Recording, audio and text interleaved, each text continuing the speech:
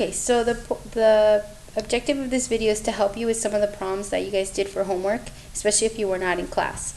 We're going to start with number 29, and one of the mistakes that students often make is thinking that the antiderivative of tangent is in fact secant squared, which is not true, because if you were to take the derivative of secant squared, it would not give you tangent.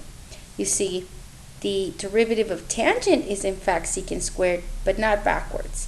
If we were going to do the derivative of secant squared, we'd have to do the chain rule, and it would result in dropping our 2, leaving the inside alone, times the derivative of the inside, which in this case would be secant times tangent. So you see, if we were to think that the antiderivative of tangent was secant squared, well, the derivative of secant squared is definitely not tangent. And so it doesn't work out to think that way. So the problem is that there really is no function whose derivative is tangent. There just isn't. So we got to think a little bit more creatively. Since we don't know of any function whose derivative is tangent, why don't we change the way tangent looks? In pre-calc, you learned that tangent was simply sine over cosine. So instead of thinking of it as tangent, let's think of it as sine over cosine. And now we've got a relationship here, because sine is negative sine is the derivative of cosine, and cosine is the derivative of sine. So we've got something to work with. I like to pick u to be whatever is in the most complicated position, and right now that is cosine. So I will let u equal cosine of 4x plus 2. And before I take that differential, I always like to separate my function here so that I get a clear vision of what I'm looking at. So it becomes 1 over cosine of 4x plus 2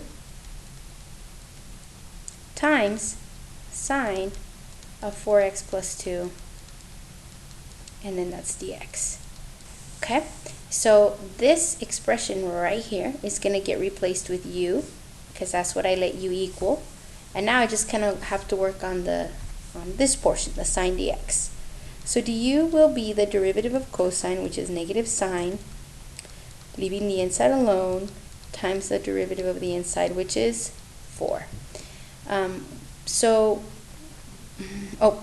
forget dx.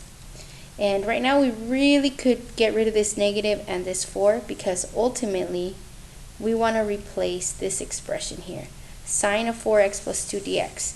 And you can see that that's simply going to be achieved by dividing by negative 4, which creates the negative 1/4 du, equals sine of 4x plus 2 dx. Okay, so it's going to be a direct swap between this expression and the 1/4 du, okay, because that's what it's equal to. You see, sine 4x plus 2 dx. Alright, so now let's rewrite this. We've got the integral of 1 over u times negative 1/4 du. And as always, you can take that 1/4 and take it outside of the integral, which would leave you with the integral of 1 over u du.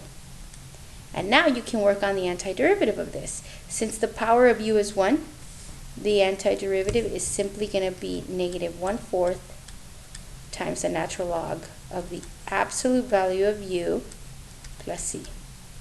Don't forget, in the end, you need to replace that u with that, whatever you set it equal to, in this case cosine 4x plus 2.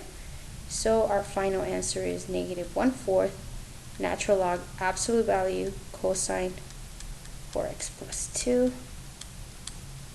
plus c. And there it is.